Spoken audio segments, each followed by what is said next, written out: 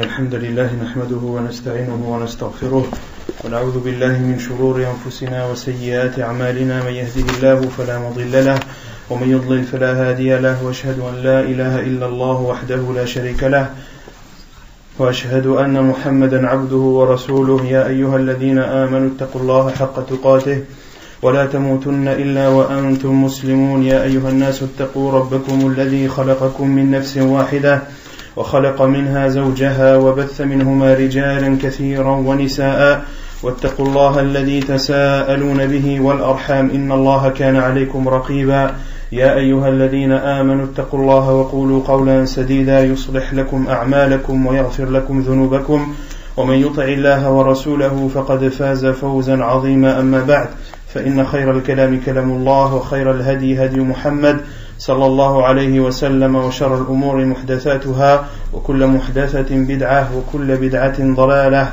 وكل ضلالة في النار. Donc nous continuons notre explication du livre Al-Wajiz fi fiqhi sunnati wal kitab al-aziz que l'on traduit par l'essentiel dans la compréhension du Coran et de la Sunna. La semaine dernière on avait traité de plusieurs sujets. Le premier, que lorsque l'imam prie, celui qui prie avec lui, lorsqu'il est seul, doit se placer à sa droite. Quelle est la preuve de cela? Quelle est la preuve que celui qui prie seul avec l'imam doit se positionner à droite de cet imam et non à gauche?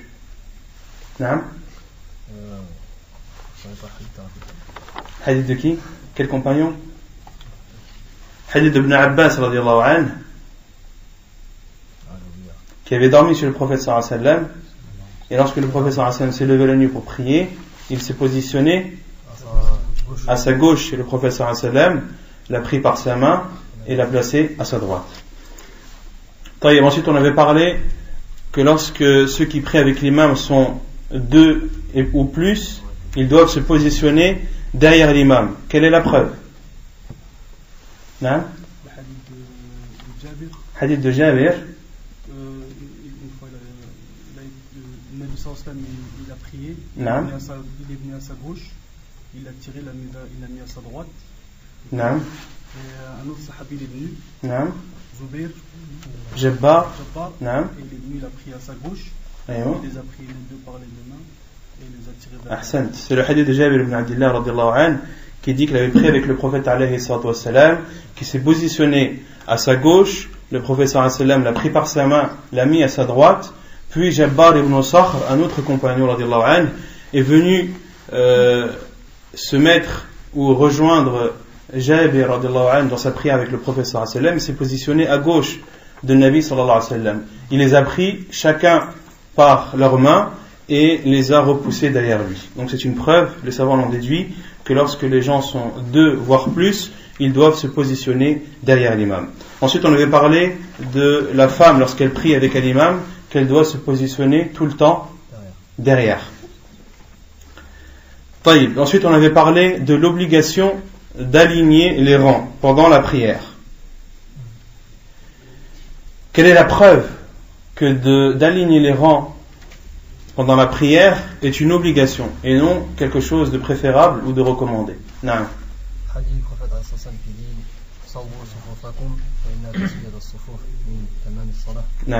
c'est la parole du prophète sallallahu alayhi wa sallam qui dit Istawu aw sawwu sufufakum fa inna taswiyata as-saffi min tamam as-salah. Et le prophète sallallahu alayhi wa sallam a dit Sawwu sufufakum. C'est un ordre du prophète sallallahu alayhi wa sallam, et on avait dit que l'ordre du prophète sallallahu alayhi wa sallam signifiait l'obligation jusqu'à la preuve du contraire. Or, il n'y a pas de preuve dans la sunna du prophète sallallahu alayhi wa sallam qui viendrait prouver le contraire de cela. Qu'est-ce qu'on avait dit également sur les règles ou les comportements à avoir pendant le rang? Comment est-ce que le rang doit-il être?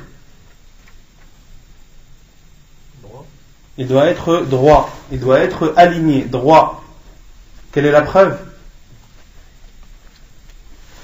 Non? Il y avait un prophète il disait il y a un sahabi disait que le prophète il a mis les rangs de sorte comme si une personne allait aligner la flèche de son arc.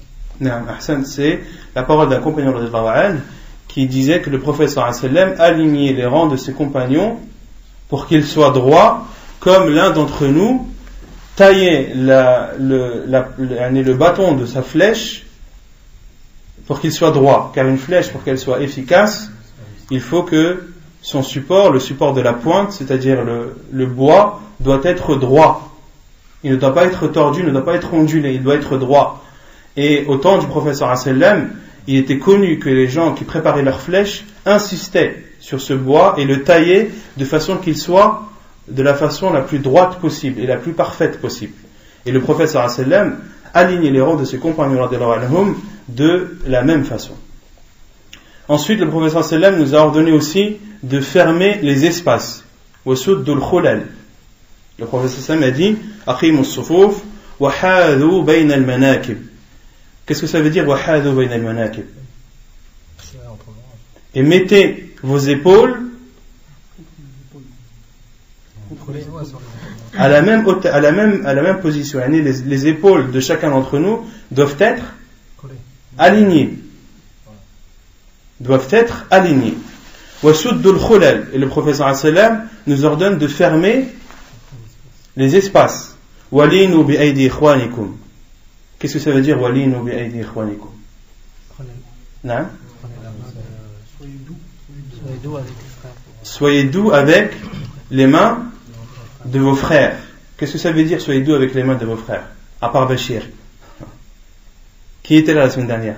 Non? Parce que à l'époque du prophète, les compagnons avaient l'habitude de tirer les frères, enfin les compagnons pour les rapprocher, pour fermer les espaces. Non, car le prophète a dit soyez doux avec les mains de vos frères, c'est-à-dire de vos frères qui seraient amenés à utiliser leurs mains pour aligner les rangs, qui seraient amenés à poser leurs mains sur votre poitrine, sur vos épaules, etc., pour vous reculer ou pour vous avancer. On avait dit qu'au temps du prophète sallallahu alayhi wa sallam, il y avait des personnes qui étaient désignées uniquement pour aligner les rangs. Ils étaient appelés au temps du prophète sallallahu alayhi wa sallam al-Musawwoun.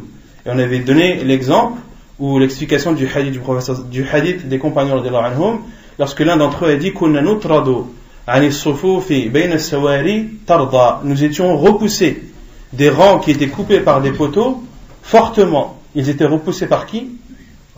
Par justement ces compagnons radhiyallahu anhum qui avaient pour charge d'aligner ou pour fonction d'aligner les rangs dans la mosquée. Ensuite le prophète sallallahu alayhi wa sallam a dit وَمَنْ وَصَلَ صَفًّا وَصَلَهُ اللَّهُ وَمَنْ قَطَعَ صَفًّا قَطَعَهُ اللَّهُ. Et celui qui complète un rang ou qui le fait continuer, Allah subhanahu wa ta'ala lui le continuera, si on peut traduire comme ça. وَمَنْ قَطَعَ صَفًّا قَطَعَهُ اللَّهُ. Et celui qui coupe un rang, Allah le coupera. Qu'est-ce que ça veut dire? Non. Le coupera de sa miséricorde. Et وَمَنْ وَصَلَ صَفًّا وَصَلَهُ اللَّهُ وَصَلَهُ اللَّهُ يعني برحمته. طيب. Ensuite, d'autres règles à respecter dans le rang. Le prophète sallallahu alayhi wa sallam a dit رُصُّوا الصُّفُوفِ رُصُّوا صُفُوفَكُمْ. Qu'est-ce que ça veut dire رُصُّوا صُفُوفَكُمْ? Non? Serrez-vous et rapprochez-vous dans votre rang. C'est-à-dire que ceux qui prient dans le rang doivent se rapprocher entre eux. Ils doivent se coller, se serrer. Et le professeur Hassan a dit وَقَارِبُوا بَيْنَهَا. Qu'est-ce que ça veut dire? Et approchez les rangs entre eux. C'est-à-dire que les rangs ne doivent pas être éloignés les uns des autres.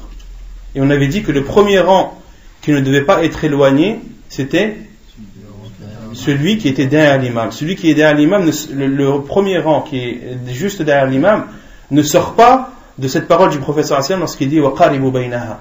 Les savants disent et approchez les rangs entre eux, rapprochez les rangs entre eux. Le premier rang qui doit être rapproché, c'est le premier qui doit être rapproché de l'imam. Puis le second qui doit être rapproché du premier, et le troisième qui doit être rapproché du second, etc. etc. وَحَاذُوا بِالْأَعْنَاقِ. Et le professeur sallam a dit et alignez vos coups. Qu'est-ce que ça veut dire aligner vos coups? Non. De sorte que lorsqu'une personne se met au bout du rang et qu'il observe l'alignement du rang, tous les coups doivent être alignés. Ahsant. Les coups doivent être alignés, de telle sorte que si une personne se positionne au bout d'un rang et qu'il regarde le cou de ceux qui prient, ils doivent être alignés. D'accord? Il ne doit pas y avoir de cou qui dépasse un autre. Et ensuite le prophète sallallahu alayhi wa sallam a dit fawalladhi nafsi biyadihi, et je jure par celui qui détient mon âme entre sa main, je vois le diable entrer bayna khalal as-saf, entre les espaces du rang, comme si c'était al-hadaf, et on avait dit le hadaf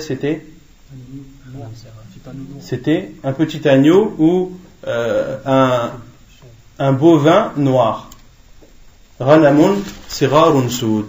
Ghanamun sirarun soud. Non? Un ovin. J'ai quel tanneau? Non, un ovin, afin. Bovin, c'est les vaches, les bœufs, etc. Un ovin, donc ça peut être une brebis, ça peut être une chèvre, etc. Taïb. Comment aligner les rangs? Qu'est-ce qu'on avait dit sur cela? Quels sont les moyens qui nous permettent d'aligner les rangs et de savoir qu'un rang est aligné? Non? Les chevilles doivent être collées, mais elles doivent être sur la même ligne. D'accord? Les chevilles doivent être sur la même ligne. Et quoi d'autre? Les épaules. Les épaules doivent être alignées. Quoi d'autre? Les coups, comme on a dit dans le hadith précédent. Et quoi d'autre?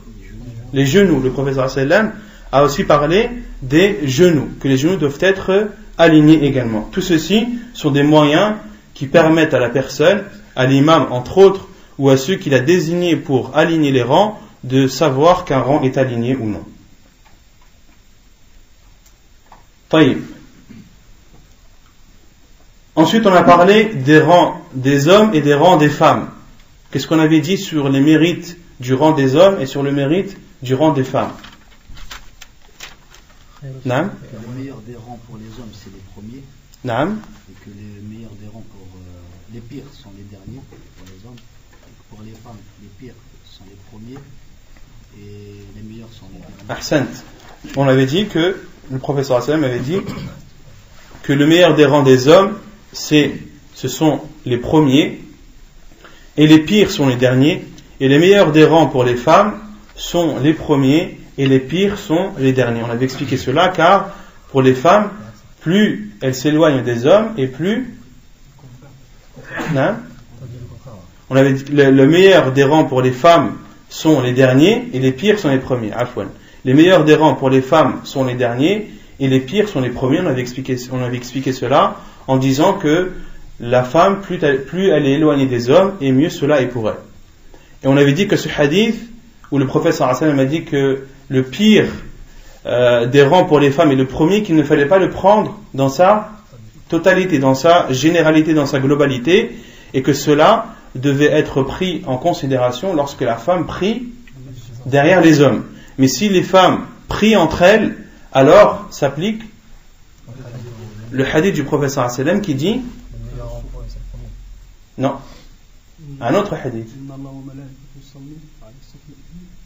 Il y a celui-là, Inna Allah wa malaikatahu yusalluna ala as-saf al-awwal, mais il y a un autre hadith. S'il connaissait la valeur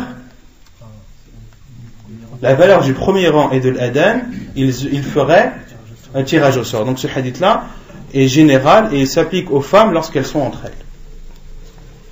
Ensuite, on avait parlé du mérite des premiers rangs.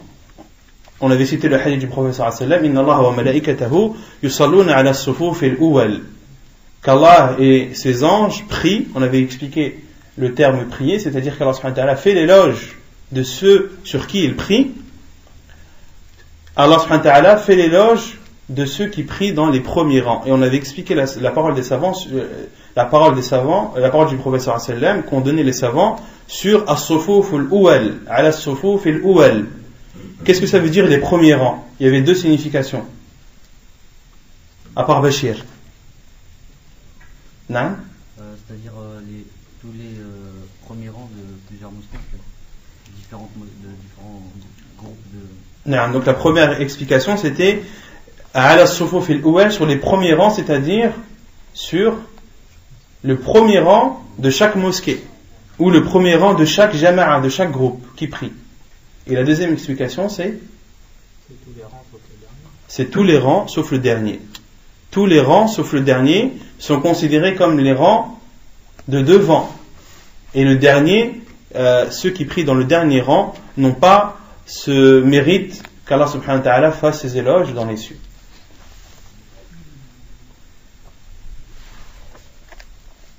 Ensuite, on avait parlé de qui devait se positionner derrière l'imam. On avait cité le hadith du prophète sallallahu alayhi wa sallam qui dit que se positionnent derrière moi ceux qui sont pubères et qui sont doués de raison. Ceux qui sont pubères et doués de raison. Comment reconnaît-on une personne pubère? Non? Par rapport au poil du pubis. Par rapport au poil du pubis. À l'âge qui est de 15 ans. La moustache, ça rentre avec l'apparition des poils du pubis. La moustache pour les hommes. On avait dit qu'il y avait trois moyens de distinguer. Le premier, khuruj al-mani, bishahwa, la sortie du sperme avec sensation de plaisir. Et ceci, les savants ont dit, les rijali wa lin-nisa, pour les hommes et pour les femmes. Le second, l'apparition de poils dans le pubis, et pour les hommes, l'apparition des poils de la moustache.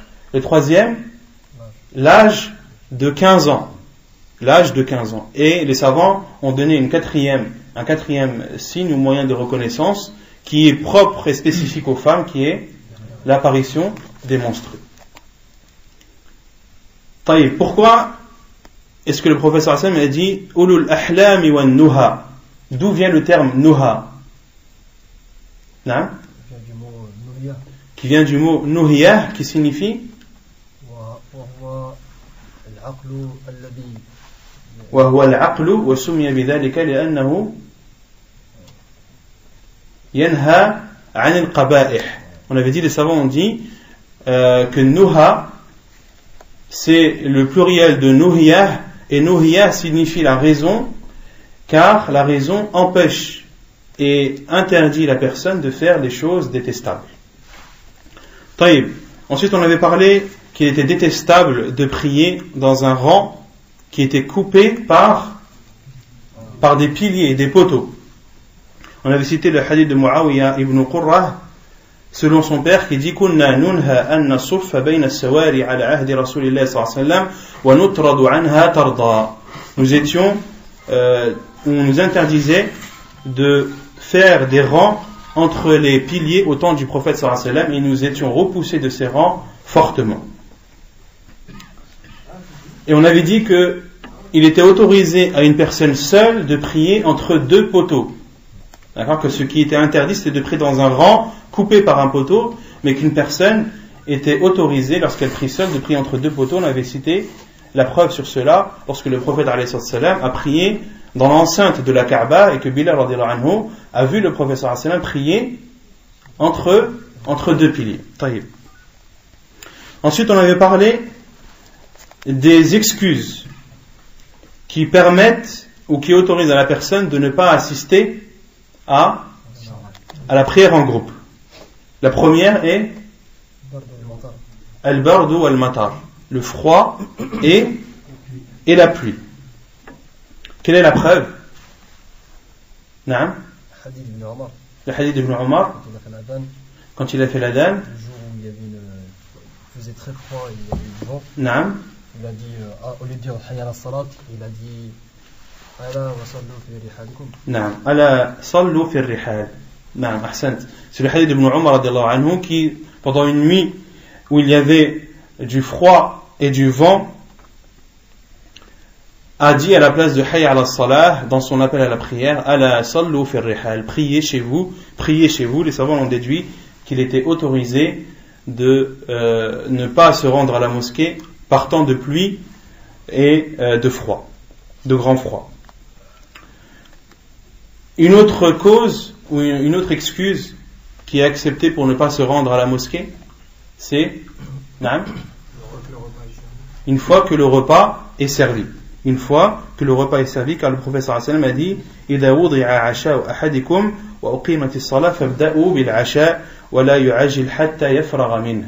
Lorsque le repas est posé, alors et que la prière est appelée, alors commencez par le repas et ne vous précipitez pas jusqu'à en avoir terminé. Et on avait cité aussi que Ibn Umar radiyallahu anhu, le repas était posé, qu'il le mangeait alors qu'il entendait la lecture, il a entendu l'adhan et puis la lecture de l'imam pendant sa prière, et cela ne l'a pas précipité pour se rendre à la mosquée.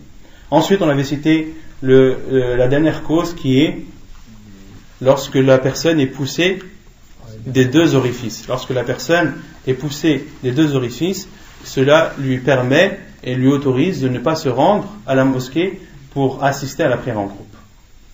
طيب يقول المؤلف صلاة المسافر, la prière du voyageur.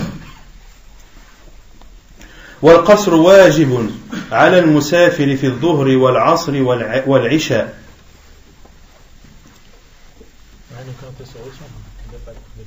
نعم.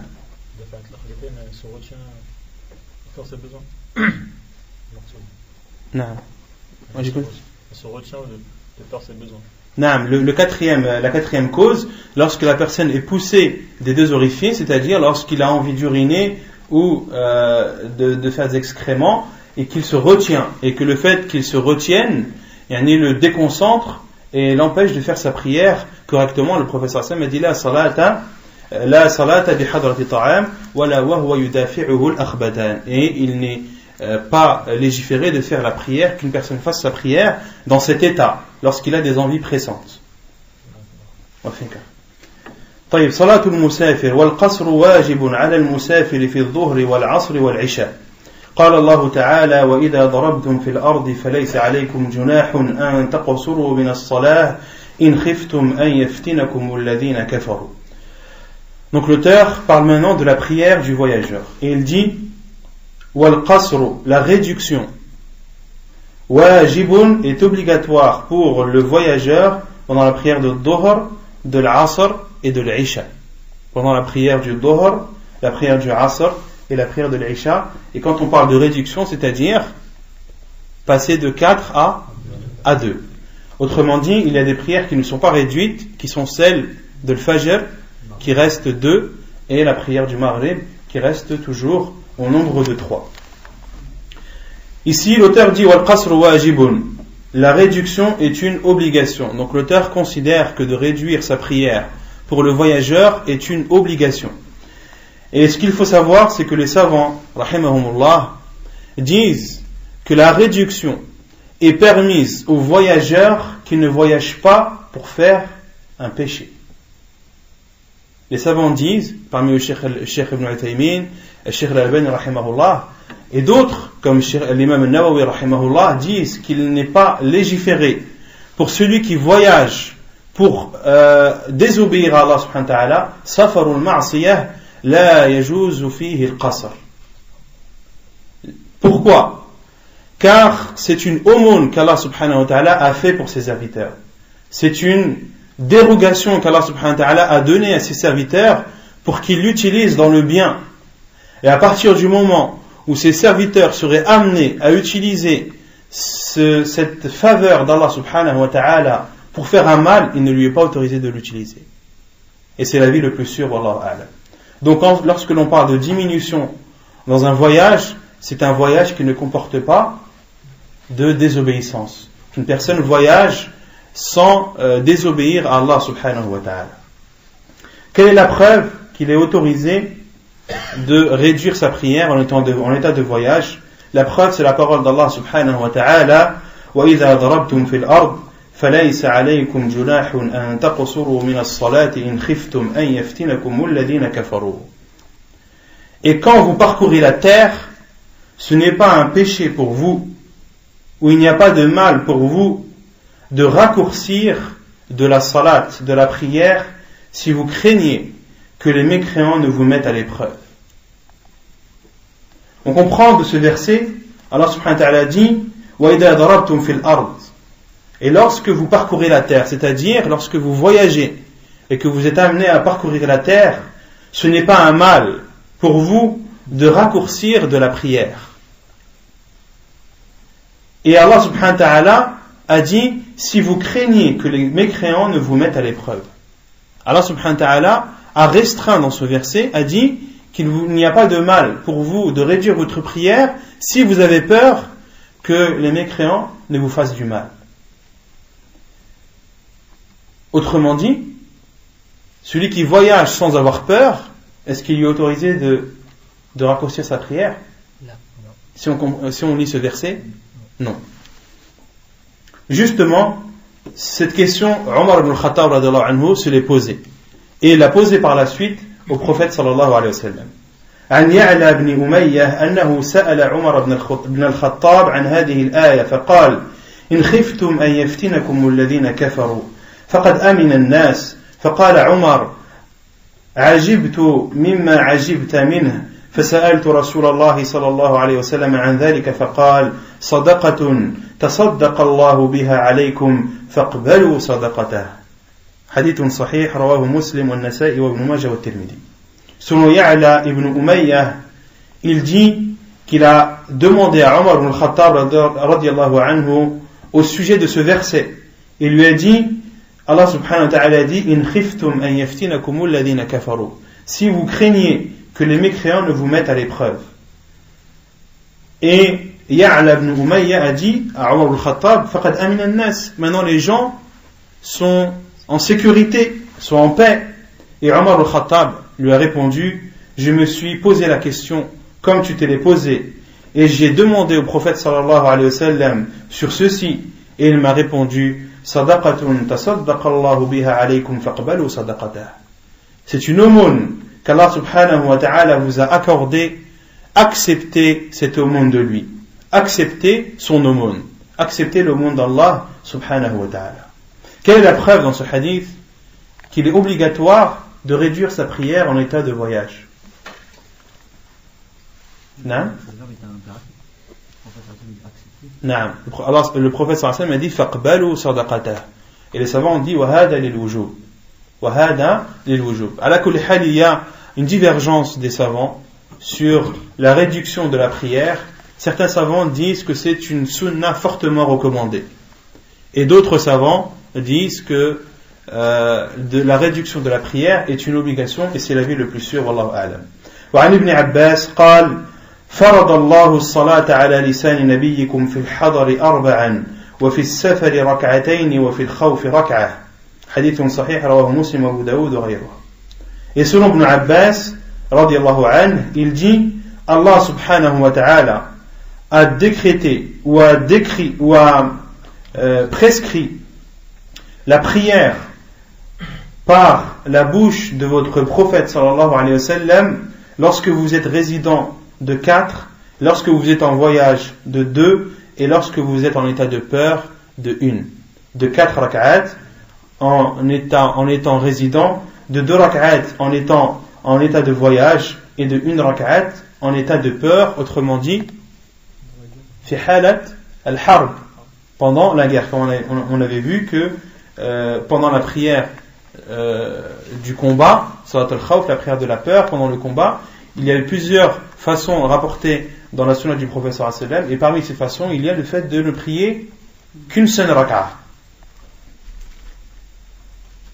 La preuve dans la parole d'Ibn Abbas radiyallahu anhu, c'est sa parole qu'il rapporte du prophète sallallahu alayhi wa sallam, faradallahu, Allah subhanahu wa ta'ala a prescrit, autrement dit, il a rendu obligatoire.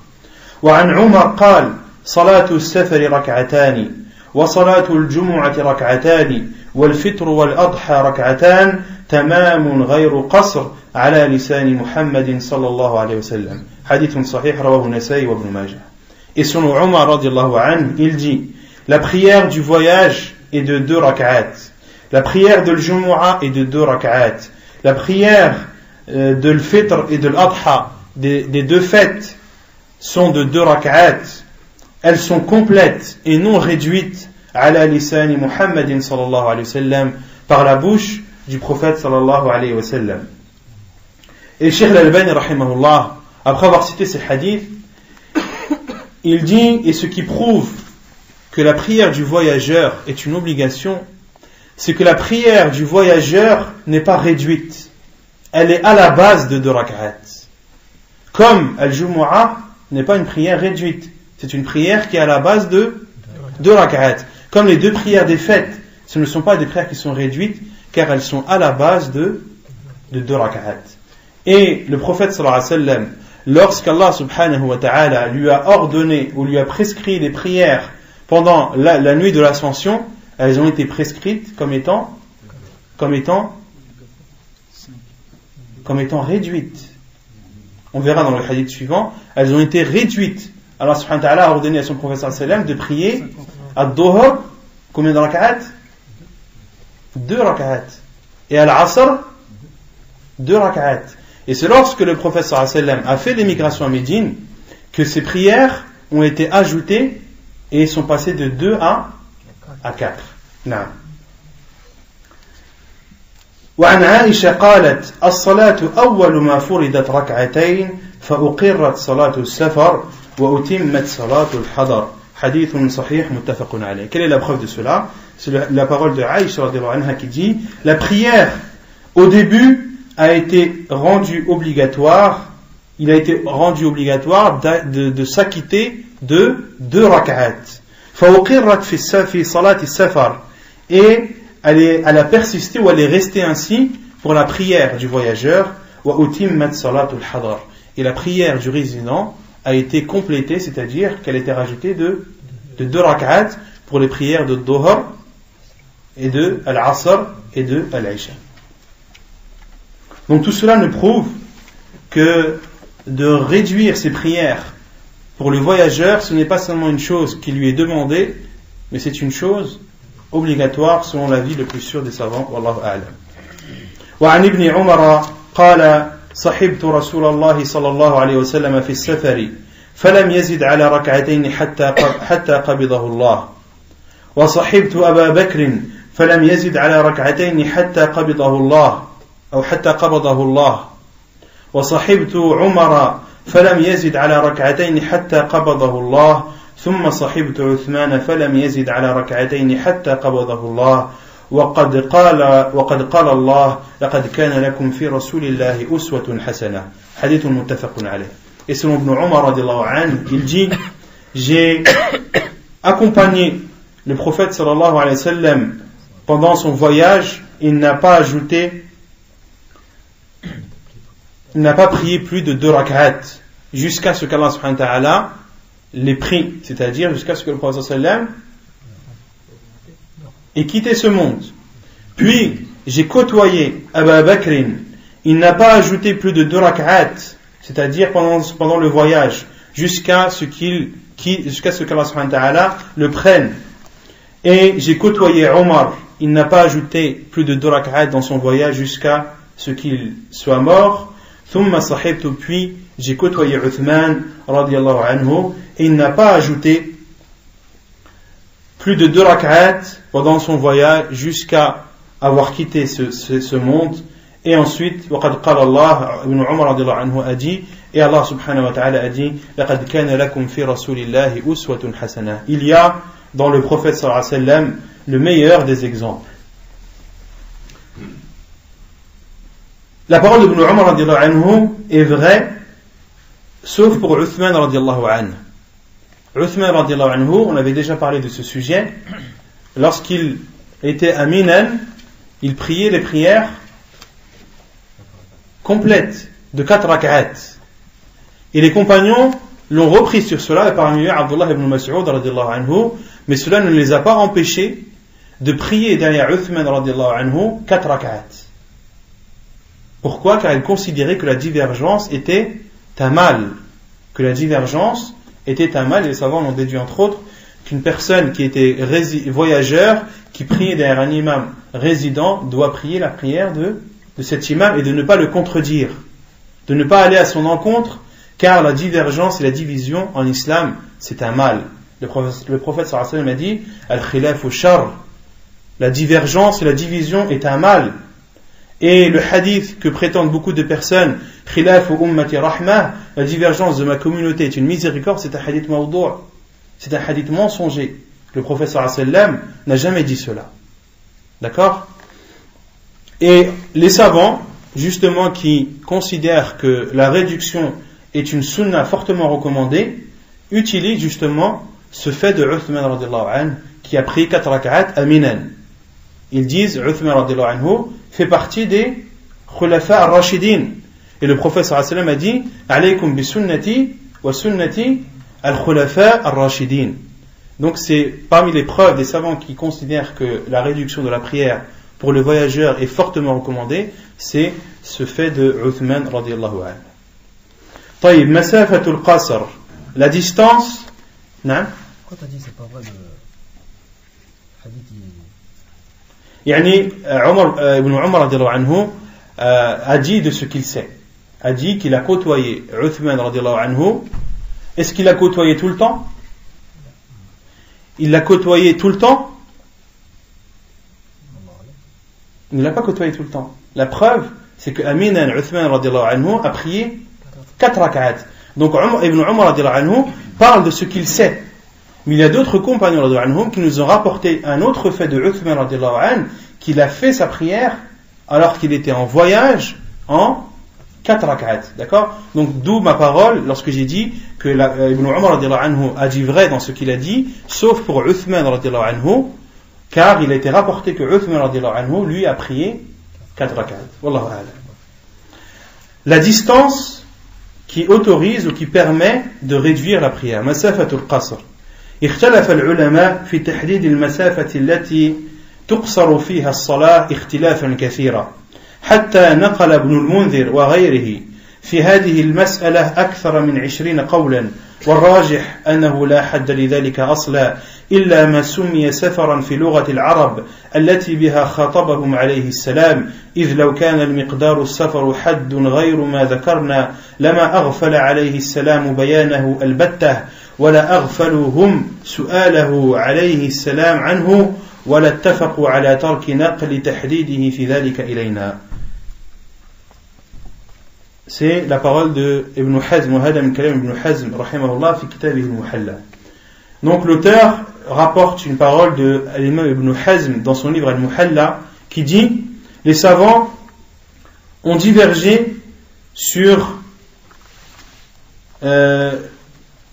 fi tahdidi, sur la délimitation de la distance par laquelle il est autorisé de réduire sa prière. Ils ont beaucoup divergé sur cela, et au point que l'imam Ibn al-Mundhir et autres que lui ont rapporté à ce sujet plus de 20 avis. Plus de 20 avis. Certains savants disent c'est la distance parcourue en 1 jour et 1 nuit. D'autres savants ont dit c'est la distance qui est parcourue en 3 jours et 3 nuits. D'autres savants ont dit que c'est que lorsque tu pars de chez toi et que tu sais que tu seras de retour le soir, quelle que soit la distance que tu auras parcourue, tu ne seras pas considéré comme voyageur. Des avis qui sont très nombreux et qui dépassent le nombre de 20. Et l'imam Ibn Hazm rahimahullah a dit wal-rajih est l'avis le plus sûr, qu'il n'y a pas de délimitation à ce sujet. La hadda li dhalika asla, sauf ce qui est appelé en langue arabe comme étant un voyage. إذ لو كان لمقدار السفر حد غير ما ذكرنا لما أغفل عليه السلام بيانه البتة. Car s'il y avait une délimitation, si cette distance était connue au temps du prophète sallallahu alayhi wa sallam, le prophète sallallahu alayhi wa sallam n'aurait pas manqué de la définir. Et ses compagnons radhiyallahu anhum n'auraient pas manqué de demander au prophète sallallahu alayhi wa sallam quelle est cette distance qui nous permet de connaître ou qui nous permet de réduire nos prières en état de voyage. Donc l'avis le plus sûr, wallahu a'lam, c'est qu'il n'y a pas de délimitation bien précise. C'est ce qui est connu des gens. Comme cela est l'avis de Cheikh al-Islam Ibn Taymiyyah rahimahullah, et l'avis de Cheikh al-Albani et d'autres, c'est que la distance qui, lorsqu'elle est parcourue, la personne est considérée comme étant voyageur et par là même lui autorise de réduire sa prière, c'est ce qui est connu chez les gens comme étant un voyage. C'est ce qui est connu chez les gens comme étant un voyage. et ce qui est connu chez les gens peut diverger d'un pays à un autre. Il y a des distances qui peuvent être parcourues dans des pays qui sont considérés comme un voyage, et dans d'autres pays ne sont pas considérés comme un voyage.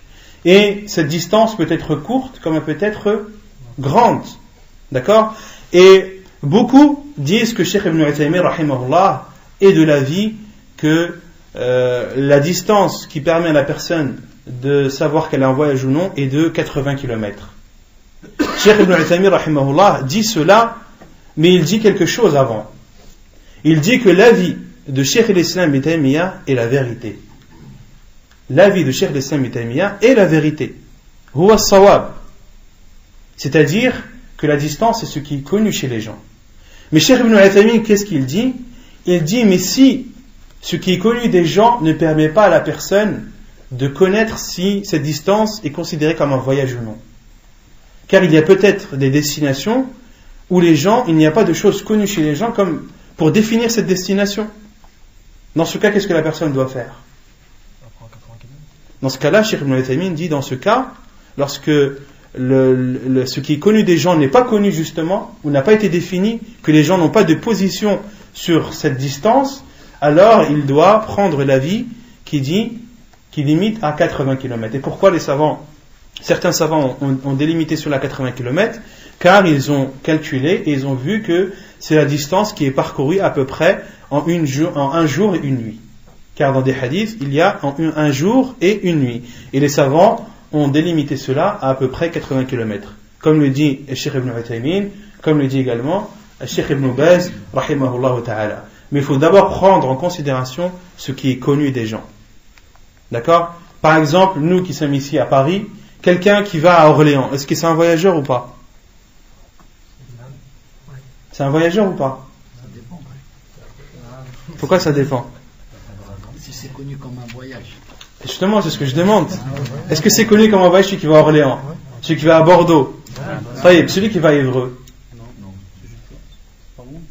Celui qui va à Évreux, c'est connu comme un voyage ou pas? Il y a plus de 100 km, je sais, mais est-ce que c'est considéré comme un voyage? Chez nous? Celui qui va à Évreux, est-ce qu'on dit, ouais, machallah, il est parti en voyage? Non. Il est parti à Évreux, c'est une distance qui est longue, mais chez nous, ici, c'est pas considéré comme un voyage. D'accord? Ainsi de suite. Donc, le moyen de connaître, c'est ce qui est connu des gens, ce que les gens savent et connaissent entre eux.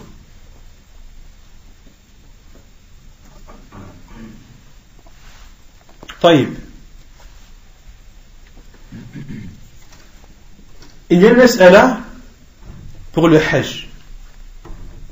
Ceux qui sont des habitants de la Mecque, d'accord? Lorsqu'ils vont à Minan, est-ce qu'ils doivent prier la prière en 2 rak'at ou non? Est-ce qu'ils doivent faire al-qasr ou non? Ils font le qasr ou non? Non? À Minan, le prophète sallallahu alayhi wa sallam a prié les prières 2 rak'at, qasran wa jam'an. Le prophète sallallahu alayhi wa sallam à Minan raccourcissait ses prières et les rassemblait. Et les savants disent que ceux qui sont à la Mecque et qui assistent au rite du Hajj, du pèlerinage, doivent eux aussi prier des prières raccourcies et des prières rassemblées. Et ils disent, et ceci car c'est la période du Hajj. Ceci car c'est la période du Hajj. Et comme le dit Cheikh Al-Albani, rahimahullah, et s'ils se rendent à Minan en dehors de la période du Hajj, alors ils doivent compléter leur prière. C'est l'avis de Cheikh Al-Albani, rahimahullah, il dit, les gens de la Mecque, lorsqu'ils se rendent à Minan pendant la période du Hajj, ils doivent prier des prières raccourcies. Mais s'ils s'y rendent en dehors de la période du Hajj, alors ils doivent la prier entièrement de 4 rak'at. طيب الموضع الذي يقصر منه ذهب جمهور العلماء إلى أن قصر الصلاة يشرع بمفارقة الحضر والخروج من البلد وأن ذلك شرط ولا يتم حتى يدخل أول بيوتها. قال ابن المنذر ولا أعلم أن النبي صلى الله عليه وسلم قصر في سفر من أسفاره إلا بعد خروجه من المدينة. وقال أنس صليت الظهر مع النبي صلى الله عليه وسلم بالمدينة 4 وبذي الحليفة 2 ركعتين.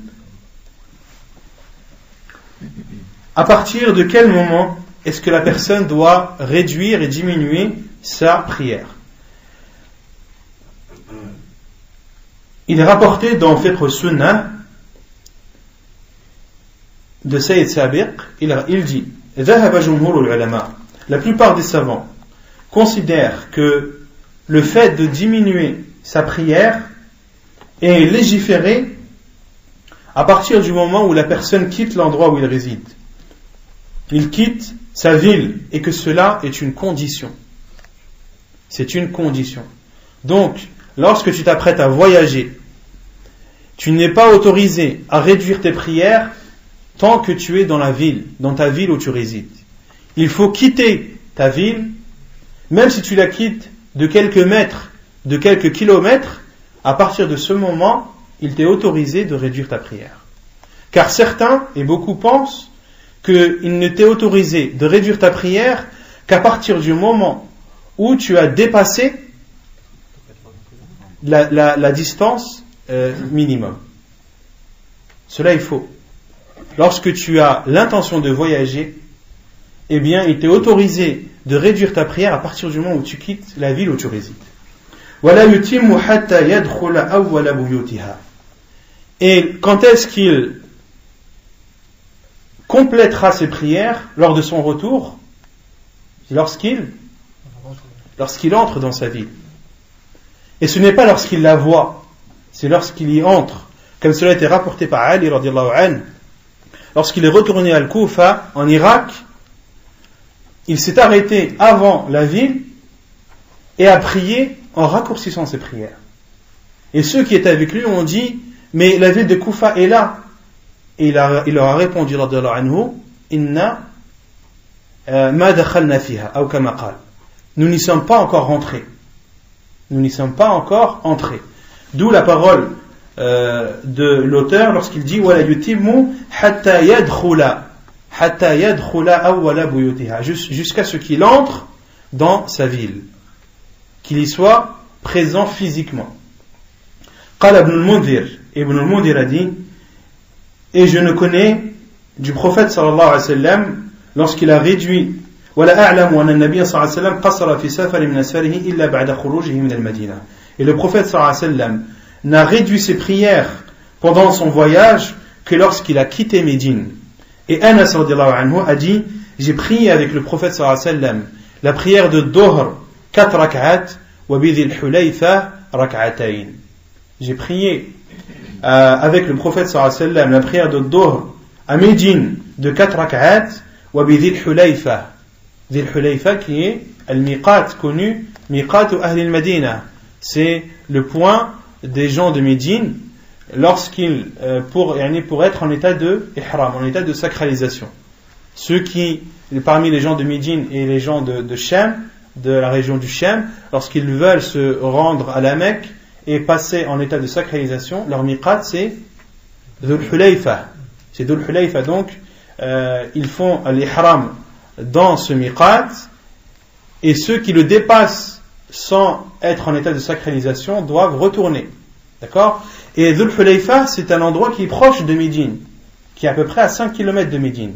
Et Anas radiyallahu anhu a dit qu'il avait prié avec le prophète sallallahu alayhi wa sallam la prière de Dohr à Médine de 4 rak'at, et à Dhul Hulayfa il a prié rak'atayn, autrement dit il a prié la prière de Al-Asr, qu'il a prié la prière de Al-Asr à Dhul Hulayfa de 2 rak'at. طيب المسافر إذا أقام لقضاء حاجة ولم يجمع إقامة يقصر حتى يخرج.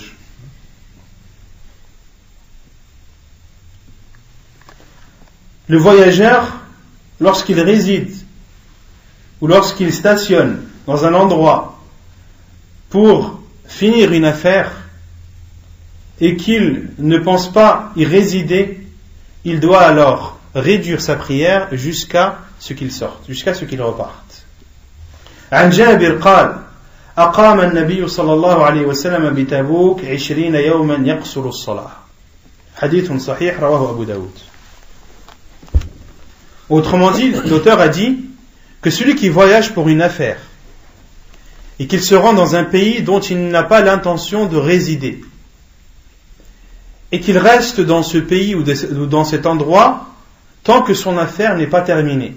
Et son affaire peut se terminer du jour au lendemain. D'accord? Et ici l'auteur dit qu'il doit réduire sa prière tant qu'il est là-bas, tant que son affaire n'est pas résolue ou n'est pas finie, jusqu'à ce qu'il sorte. La preuve est le hadith de Jabir radiyallahu anhu qui dit que le prophète sallallahu alayhi wa sallam a stationné à Tabouk 20 jours, yaqsuru as-salah, que le prophète sallallahu alayhi wa sallam est resté à Tabouk 20 jours et il réduisait sa prière. Hadith authentique rapporté par Abu Daoud. وقال ابن القيم ولم يقل صلى الله عليه وسلم للأمة لا يقصر الرجل الصلاة إذا أقام أكثر من ذلك ولكن اتفق إقامته هذه المدة كما في فقه السنة. Ibn al-Qayyim rahimahullah a dit, et le prophète sallallahu alayhi wa sallam n'a pas dit à sa communauté de ne pas réduire sa prière s'il reste plus que cela. Mais le prophète sallallahu alayhi wa sallam est resté ce laps de temps car c'était ce laps de temps qui lui était nécessaire. Autrement dit, que le prophète sallallahu alayhi wa sallam soit resté à Tabouk 20 jours. Le prophète sallallahu alayhi wa sallam n'a pas dit si vous restez plus de 20 jours, alors terminez ou complétez vos prières. Le prophète sallallahu alayhi wa sallam n'a pas dit cela. Il est resté 20 jours car c'était les jours qui lui étaient nécessaires à Tabouk. C'est ce que veut dire Al-Imam Ibn al-Qayyim rahimahullah. فإن عزم, ensuite l'auteur dit فإن عزم الإقامة أتم بعد 19 كما قال ابن عباس رضي الله عنهما أقام النبي صلى الله عليه وسلم 19 يقصر فنحن إذا سافرنا 19 قصرنا وإن زدنا أتممنا وإن زدنا أتممنا. Hadith sahih rawahu al-Bukhari wa al-Tirmidhi. Et l'auteur dit, et si la personne reste plus de 19 jours, il doit compléter sa prière. Il doit compléter ses prières. Comme le dit Abdullah ibn Abbas, qu'Allah l'agréé, il dit le prophète sallallahu alayhi wa sallam est resté 19 jours en réduisant sa prière. Ibn Abbas dit, donc ça c'est la parole de Abdullah ibn Abbas, et nous, lorsque nous voyagions plus de 19 jours, ou 19 jours, nous réduisions nos prières. Et si nous restions plus que 19 jours, alors nous complétions nos prières. Ça c'est la parole d'Ibn Abbas, radiyallahu anhu. Et il y a à ce sujet une divergence des savants. À ce sujet, il y a une divergence des savants. Le premier avis, ou la première situation, lorsque la personne voyage pour une chose, pour une affaire, les savants sont d'accord sur le fait que cette personne réduit ses prières jusqu'à ce que son affaire soit terminée. Jusqu'à ce que son affaire soit terminée, même s'il est amené à rester des années. Même s'il est amené à rester des années. Et s'il voyage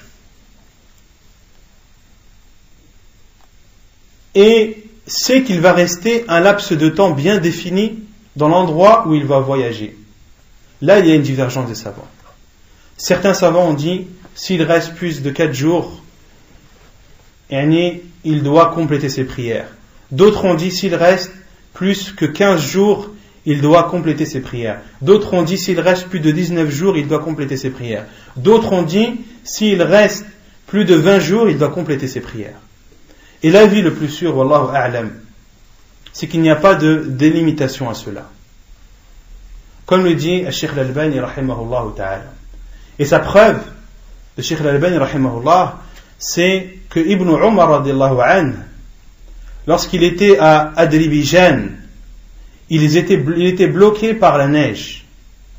Et il est resté 6 mois en réduisant ses prières. Il est resté 6 mois en réduisant ses prières. Et Cheikh Al-Albani rahimahullah dit, « Lorsque la personne voyage vers un endroit et qu'elle sait qu'elle connaît la durée de son voyage ou de son stationnement dans cet endroit, il lui est autorisé de réduire sa prière. Car il n'a pas l'intention d'habiter dans cet endroit. La yanwi l'istiqrar. La yanwi al-istiqrar. Cheikh Al-Albani dit, à partir du moment où tu voyages d'un endroit à un autre et que tu te rends dans cet endroit sans avoir l'intention de t'y installer et d'y vivre et d'y travailler, alors tu es en état de voyage, même si tu y restes 1 mois, 2 mois, 3 mois, etc. D'accord ? Sauf dans un cas où lorsque tu voyages d'un endroit à un autre et que dans cet autre endroit tu n'es pas considéré comme étant voyageur. Comme par exemple, pour ceux qui ont une maison par exemple en Maroc ou en Algérie. Tu pars de ta maison ici et tu vas dans ta maison au Maroc. Est-ce que toi, lorsque tu es dans ta maison au Maroc, est-ce que tu te considères comme étant voyageur? Tu ne te considères pas comme étant voyageur. Si par exemple, tu pars par exemple à la Mecque, tu as un voyage d'1 mois pour faire une umrah.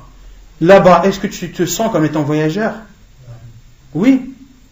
Tu te sens comme étant voyageur. Contrairement à lorsque tu vas au Maroc chez toi, c'est ta maison. C'est un environnement que tu connais, qui ne t'est pas étrange. D'accord? Donc, tu te sens toi-même, tu ne te sens pas considéré comme étant voyageur. Et c'est pour cela que Cheikh Al-Albani, rahimahullah, ce qui était questionné sur cela, il dit lorsqu'il allait à la Mecque, et qu'il allait, car Cheikh Al-Albani avait une fille qui habite à la Mecque, lorsqu'il allait à la Mecque, il allait rendre visite chez sa fille, ou il descendait chez sa fille, et Cheikh Al-Albani dit,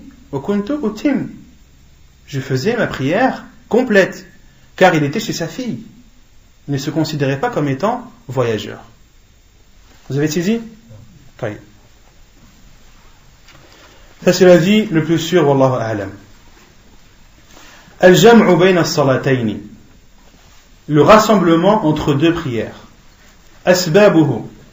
Quelles sont les causes qui autorisent à la personne de rassembler ses prières? السفر أولا السفر عن أنس قال كان رسول الله صلى الله عليه وسلم إذا ارتحل قبل أن تزيغ الشمس أخر الظهر إلى وقت العصر ثم نزل فجمع بينهما فإذا زاغت الشمس قبل أن يرتحل صلى الظهر ثم ركب حديث متفق عليه. La première cause qui autorise à la personne de rassembler ses prières, c'est le voyage. La preuve, c'est le hadith de Anas qui dit, lorsque le prophète sallallahu alayhi wa sallam partait en voyage, avant que le soleil ne dépasse le zénith, il retardait la prière du Dhuhr jusqu'à la prière du Asr. Et lorsqu'il s'arrêtait, il rassemblait les 2 prières. Autrement dit, lorsque le prophète sallallahu alayhi wa sallam voyageait avant la prière de Dhuhr, lorsqu'il s'arrêtait à l'heure de l'Asr, il rassemblait al-Dhuhr et al-Asr à l'heure de l'Asr. فإن زاغت الشمس قبل أن يرتحل صلى الظهر ثم ركب. Et lorsque le soleil avait dépassé son zénith, autrement dit, lorsque l'heure de Dhuhr était entrée, et que le prophète sallallahu alayhi wa sallam avait l'intention de voyager, il priait d'abord al-Dhuhr, puis voyager. Autrement dit, on a déduit de ce hadith qu'il est autorisé de faire jam' al-ta'khir, qu'il est autorisé de faire le rassemblement, si on peut traduire comme ça, retardé. C'est-à-dire que tu retardes une prière pour la rassembler avec la prière suivante. Autrement dit, ici, le prophète sallallahu alayhi wa sallam a retardé la prière de Dhuhr pour la prier à l'heure de l'Asr. Autrement dit, il a fait jam' al-ta'khir, ce que les savants appellent jam' al-ta'khir.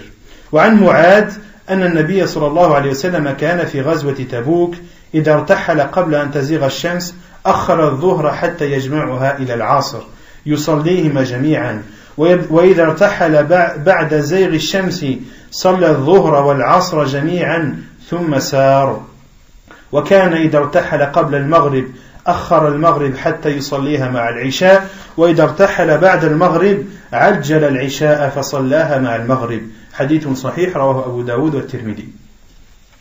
Et selon Mu'ad, ibn Jabir radiyallahu anhu, il dit le prophète sallallahu alayhi wa sallam, lorsqu'il était pendant la bataille de Tabouk, lorsqu'il voyageait avant le zénith, il reculait ou il retardait la prière de Dhuhr jusqu'à la rassembler jusqu'à l'heure de l'Asr, puis les prier ensemble.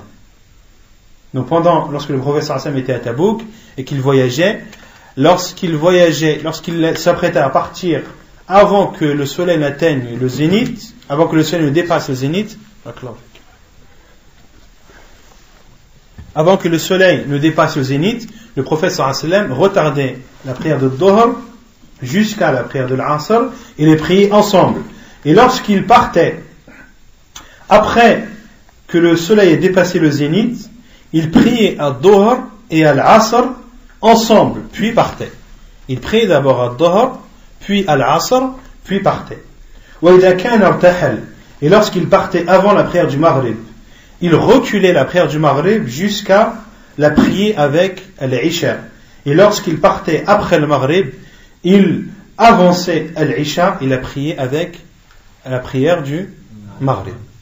Autrement dit, la personne, lorsqu'elle est en voyage, beaucoup se demandent qu'est-ce qui est le mieux. Est-ce que le mieux c'est de rassembler une prière avant ou bien de la retarder? Est-ce que le mieux c'est d'avancer une prière et la prier avec celle qui la précède, ou bien de retarder une prière et la prier avec celle qui la suit? Les savants disent, la personne regarde ce qui est le mieux pour elle. La personne regarde ce qui est le mieux pour elle. Si tu es en voyage et que à l'heure de Dhuhr tu roules, tu es en plein trajet, alors retarde la prière de Dhuhr jusqu'à la prière de l'Asr. Et à l'heure de l'Asr, arrête-toi et rassemble les deux prières, la prière de Dhuhr et la prière de l'Asr, à l'heure de l'Asr. Yani la personne voit ce qui l'arrange le plus.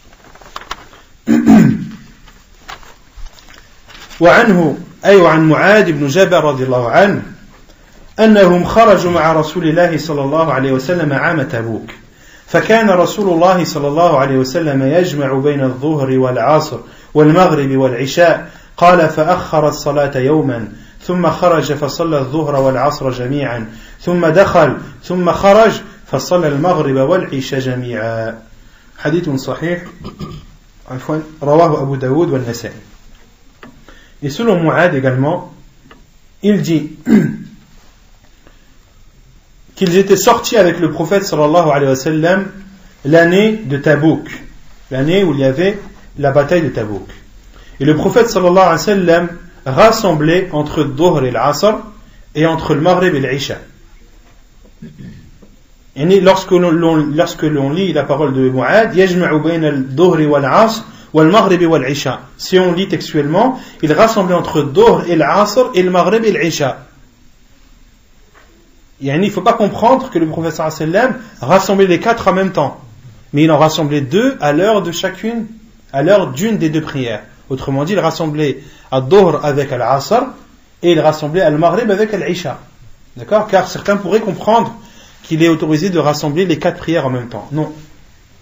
قال فأخر الصلاة يوما. Puis Mu'ad ibn Jabal dit, et le prophète sallallahu alayhi wa sallam a retardé la prière un jour, puis est sorti à prier à Dhuhr et à l'Asr ensemble, puis est rentré, il est ressorti, puis a prié à Maghrib et à l'Isha ensemble.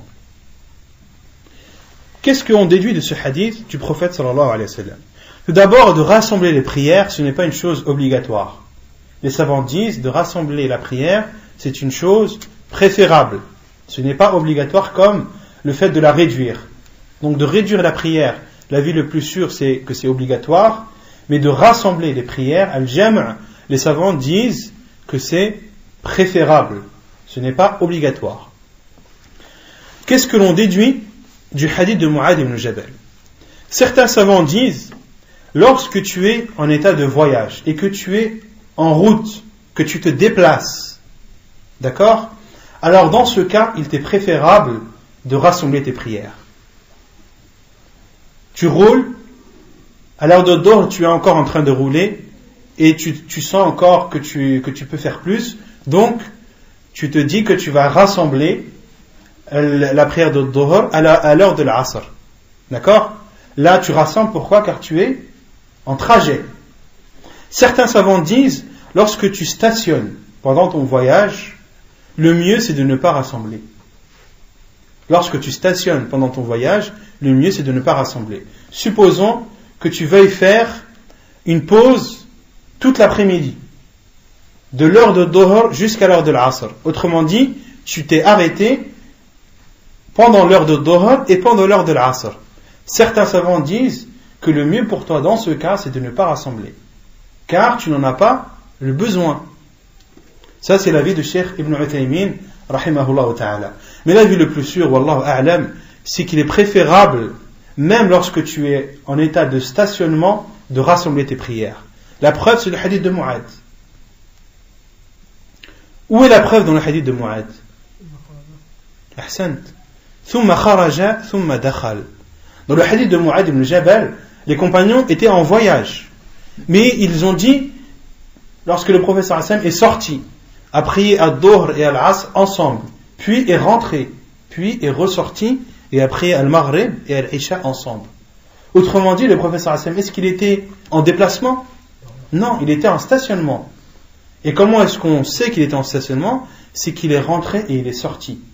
Et une personne, lorsqu'elle rentre et lorsqu'elle sort, c'est qu'elle est posée. Elle n'est pas en train de rouler ou en train de se déplacer. Donc l'avis le plus sûr, wallahu a'lam, c'est que lorsque tu es en état de voyage, que tu sois en train de rouler ou que tu sois en état de stationnement, qu'il t'est préférable de faire al-jam', de rassembler tes prières, wallahu a'lam. ثانيا المطر عن نافع أن عبد الله بن عمر كان إذا جمع الأمراء بين المغرب والعشاء في المطر جمع معهم. La deuxième cause qui permet à la personne de rassembler ses prières, c'est la pluie. Selon Nafi', il dit que Abdullah ibn Umar, lorsque les émirs rassemblaient la prière de l'Maghrib et de l'Isha, en temps de pluie, ils rassemblaient la prière avec eux. Car au temps des compagnons radiyallahu anhum, qui étaient les imams? C'était les gouverneurs. Au temps des compagnons et même après, ceux qui étaient imams, ceux qui étaient gouverneurs, c'était eux qui présidaient la prière. Au temps du prophète sallallahu alayhi wa sallam, qui était Amirul Mu'minin? C'était le prophète sallallahu alayhi wa sallam. C'était le gouverneur des musulmans. Et c'était lui aussi qui se chargeait de présider la prière. Et Abdullah ibn Umar, lorsque les émirs à son temps, à son époque, lorsque les gouverneurs à son époque rassemblaient les prières de l'Maghrib et de l'Isha en temps de pluie et qu'il était amené à prier derrière eux, il rassemblait aussi sans les contredire. D'accord? Sans les contredire et sans condamner ce geste de leur part. Non. Là on parle de rassembler. Lorsque il pleut, il n'est uniquement autorisé de rassembler et non de réduire la prière. وعن هشام بن عروة أن أباه عروة وسعيد بن المسيب وأبا بكر ابن عبد الرحمن ابن الحارث بن هشام ابن المغيرة المخزومي كانوا يجمعون بين المغرب والعشاء في ليلة المطيرة في الليلة المطيرة إذا جمعوا بين الصلاتين ولا ينكرون ذلك. صحيح رواه مالك والألباني في الإرواء. Et selon Hisham ibn Urwa, selon son père Urwa, selon Saïd ibn al-Musayyab, selon et Abu Bakr ibn Abdurrahman ibn al-Harith ibn Hisham ibn al-Mughira al-Makhzoumi, qu'il rassemblait entre le Maghrib et l'Isha pendant des nuits pluvieuses. Il rassemblait entre deux prières et personne ne les contredisait et personne ne condamnait ce geste de leur part. وعن موسى بن عقبة أن عمر بن العبد العزيز كان يجمع بين المغرب والعشاء الآخرة إذا كان المطر وإن سعيد بن المسيب وعروة ابن الزبير وأبا بكر ابن عبد الرحمن ومشيخ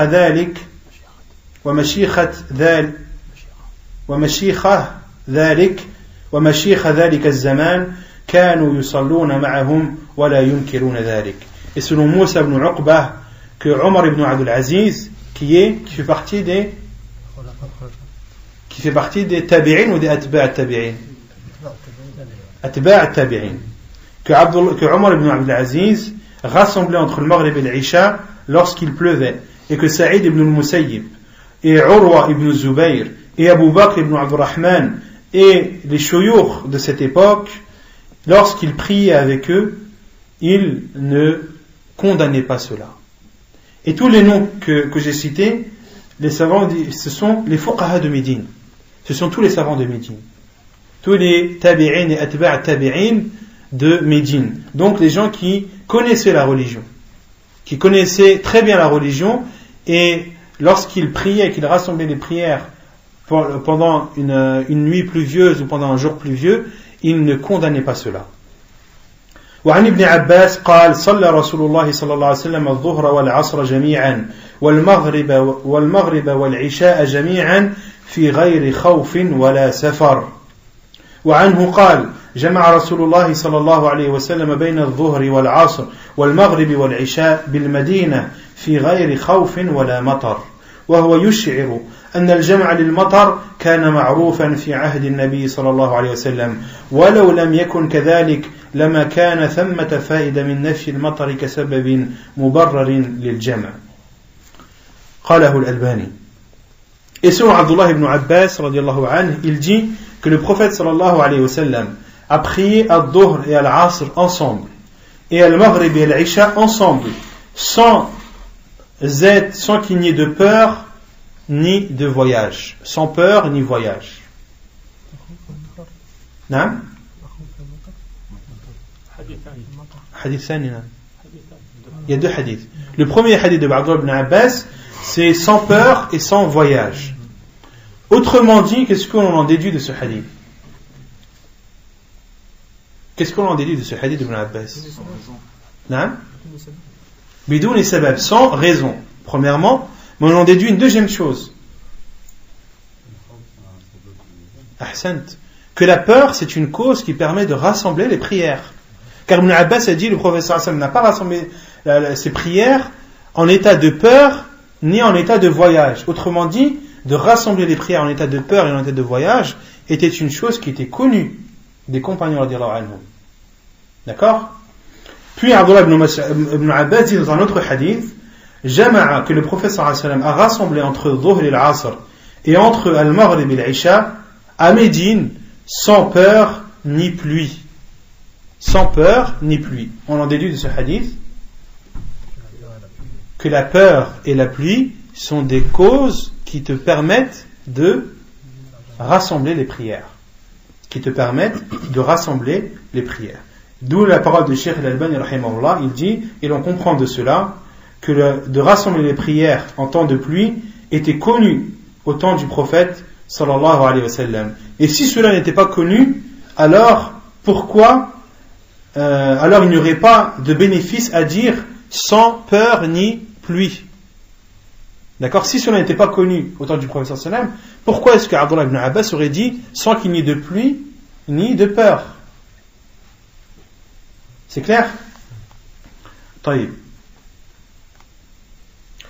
Et certains savants, comme Cheikh l'Islam Ibn Taymiyyah rahimahullah, ont dit il est autorisé aussi de rassembler les prières lorsqu'il y a des vents violents et lorsqu'il y a un froid glacial. Lorsqu'il y a des vents violents et lorsqu'il y a des vents glaciaux et des vents forts. Quelle est la preuve de cela? Le hadith qu'on avait vu la semaine dernière. Ibn Omar, quand il avait fait l'adhan, il avait dit quand le jour il faisait froid, il y avait un vent. Il a dit non, dans le hadith d'Ibn Omar radiyallahu anhu, lorsque dans son adhan il a dit as-salatu fi rihal, on en déduit que lorsqu'il pleut, il t'est autorisé de prier chez toi. Est-ce qu'on en déduit où il y a la preuve qu'il est autorisé de rassembler les prières? Vous êtes d'accord? Dans le hadith d'Ibn Omar, lorsqu'il parle du froid et de la pluie, il dit as-salatu sallu fi rihal, priez chez vous. Il n'a pas dit ijma'u bayna as-salatayn. Quelle est la preuve? Non? Le hadith où la khawf wa la matar, c'est connu quand il pleut, souvent il y a des vents, il y a des... Non, les savants ont dit wa ma yaqumu maqam al-matar. Yani, pourquoi est-ce que la pluie, pourquoi est-ce qu'il nous est autorisé de rassembler les prières en temps de pluie? car c'est gênant de sortir en étant de pluie. C'est gênant. Et lorsqu'il y a de la neige, ce n'est pas gênant. Lorsqu'il y a un vent violent, ce n'est pas gênant. Et l'autre preuve, c'est la parole de Ibn Abbas lorsqu'il a été questionné, lorsqu'il a dit, justement après ce hadith, lorsqu'il a été questionné, pourquoi est-ce que le prophète sallallahu alayhi wa sallam a-t-il rassemblé ses prières sans avoir peur, ni sans qu'il soit en voyage, ou sans qu'il n'y ait de pluie? Et Abdullah ibn Abbas a dit, arada an la yuhrija ummata. Il ne veut pas causer de gêne à sa communauté. Donc tout ce qui cause une gêne, eh bien il était autorisé de rassembler. Comme le dit Cheikh al-Islam Ibn Taymiyyah rahimahullah, qu'il est autorisé de rassembler lorsqu'il y a un froid glacial et lorsqu'il y a des vents violents. Wallahu a'lam. Voilà. Non. On pourrait comprendre que de temps en temps il est permis de jumar comme ça. Non, pas sans raison. Et si on lit le hadith là. Non. Justement, le hadith il s'arrête à min ghayri khawfin wala matar. L'auteur s'est arrêté à la parole de Abdullah ibn Abbas sans qu'il n'y ait de peur ni de pluie. Mais après, on verra après, dans le 4e point, Abdullah ibn Abbas a été questionné. Pourquoi est-ce que le prophète sallam a fait cela? Et Abdullah ibn Abbas a dit arada an la yuhrija ummata, il ne veut pas causer de gêne à sa communauté. Les savants l'ont déduit, lorsque la personne éprouve une gêne, alors il lui est autorisé de rassembler. Mais lorsqu'elle éprouve une gêne. Ouais, mais une personne pourrait te dire, maintenant, moi quand je suis en travail, je ne peux pas faire ma salat d'or, je peux que la faire en... Ça peut très bien être compréhensible qu'une personne dans son travail ne puisse pas occasionnellement faire ses prières à l'heure. Il peut être, par exemple, une personne peut très bien avoir une réunion importante. Et ça serait pour lui une gêne de faire ad-dhuhr à son heure et al-asr à son heure. Et comme c'est une réunion qui est occasionnelle et que ça lui causerait une gêne de faire sa prière, alors il est autorisé de temps en temps de faire al-jam'. ثالثا الحاجة العارضة. عن ابن عباس قال: صلى رسول الله صلى الله عليه وسلم الظهر والعصر جميعا بالمدينة في غير خوف ولا سفر. قال أبو الزبير: فسألت سعيدا لما فعل ذلك؟ فقال: سألت ابن عباس كما سألتني، فقال: أراد أن لا يحرج أحدا من أمته. وعنه قال: جمع رسول الله صلى الله عليه وسلم بين الظهر والعصر والمغرب والعشاء بالمدينة في غير خوف ولا مطر. قيل لابن عباس: وما أراد إلى ذلك؟ قال: أراد أن لا يحرج أمته. قال الإمام النووي رحمه الله في شرح مسلم: وذهب جماعة من الأئمة إلى جواز الجمع في الحضر للحاجة لمن لا يتخذه عادة، وهو قول ابن سيرين وأشهب من أصحاب مالك، وحكاه الخطابي عن القفال والشاشي الكبير من أصحاب الشافعي عن أبي إسحاق المروزي عن جماعة من أصحاب الحديث، واختاره ابن المنذر ويؤيده ظاهر قول ابن عباس: أراد أن لا يحرج أمته فلم يعلله بمرض ولا غيره والله أعلم. Donc la troisième cause qui te permet de rassembler tes prières, c'est le besoin nécessaire. Un besoin nécessaire. عن ابن عباس نعم العارض نعم un besoin occasionnel. Un besoin occasionnel. عن ابن عباس, selon Ibn Abbas, il dit: le prophète sallallahu alayhi wa sallam a prié à Dhuhr et à l'Asr ensemble à Médine, sans peur ni voyage. Abdullah ibn Zubayr a dit: j'ai demandé à Saïd, pourquoi a-t-il fait cela? Abu Zubayr a questionné Saïd, pourquoi a-t-il fait cela? Il a répondu: j'ai demandé à Ibn Abbas comme tu m'as demandé, et il m'a répondu: il ne voulait pas causer de gêne à qui que ce soit de sa communauté. Et selon Abdullah ibn Abbas également, le prophète sallallahu alayhi wa sallam a rassemblé entre Dhuhr et l'Asr et le Maghrib et l'Isha à Médine sans peur ni pluie. Il a été dit à Ibn Abbas: que voulait-il par cela? Il a répondu: il ne voulait pas causer de gêne à sa communauté. Et l'imam al-Nawawi rahimahullah a dit dans son livre Sharh Sahih Muslim, et l'avis d'une partie des imams et l'autorisation de rassembler les prières en étant résident pour celui qui en a le besoin, à condition qu'il ne prenne pas cela comme une habitude. Et c'est l'avis de Ibn Sirin, de Ashhab parmi les partisans de Malik, et cet avis a été également rapporté par Al-Khattabi selon Al-Qafal et Al-Shashi Al-Kabir qui fait partie des compagnons de Shafi'i selon Abi Ishaq Al-Marwazi selon une partie ou un groupe des gens du hadith, et c'est l'avis qu'a choisi Ibn al-Mundhir rahimahullah, et cet avis est soutenu par la parole d'Ibn Abbas radiyallahu anhu lorsqu'il a dit il ne voulait pas causer de gêne à sa communauté. Il n'a pas restreint cette gêne à une maladie ou autre. Abdullah ibn Abbas radiyallahu anhu, lorsqu'il a dit arada la yukhrija ummatahu, que le prophète sallallahu alayhi wa sallam a voulu par cela ne pas causer de gêne à sa communauté, Abdullah ibn Abbas n'a pas restreint cette gêne. Il n'a pas dit si la personne est malade. Il a dit lorsque la personne en éprouve le besoin. D'accord ? Donc cette gêne, elle est générale. À partir du moment où tu éprouves une gêne, alors il t'est autorisé de rassembler tes prières à condition de ne pas prendre cela comme une habitude. Pourquoi de ne pas prendre cela comme une habitude? Parce que l'habitude c'est que tu fasses ces prières. Car Allah subhanahu wa ta'ala a dit Inna as-salata kanat 'ala al-mu'minina kitaban mawquta. Car Allah subhanahu wa ta'ala a dit dans le Coran que la prière est pour les croyants prescrite et à des heures bien définies. Elle est prescrite et à des heures bien définies. Ensuite, le besoin, tout dépend des situations de chacun. Ça peut être par exemple un chirurgien qui doit faire une opération très longue et cette opération, elle tombe pendant l'horaire de 2 prières.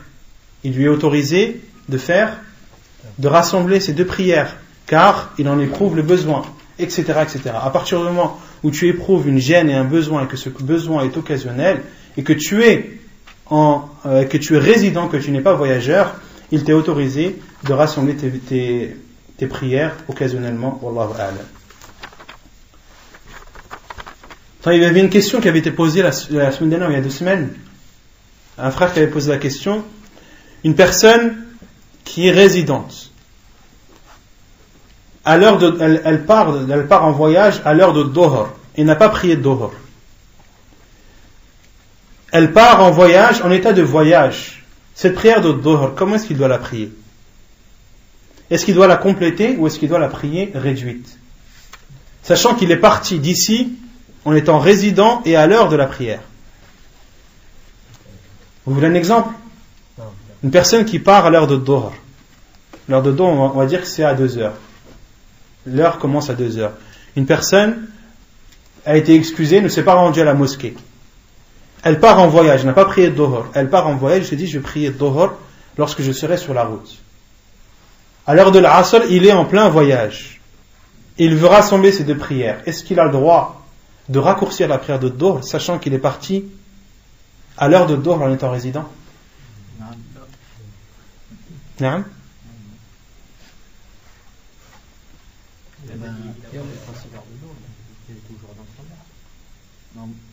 Oui, il est toujours dans ce moment. On a dit qu'il est à l'heure de la Asr. Là, il est en voyage, il s'est arrêté à l'heure de la Asr.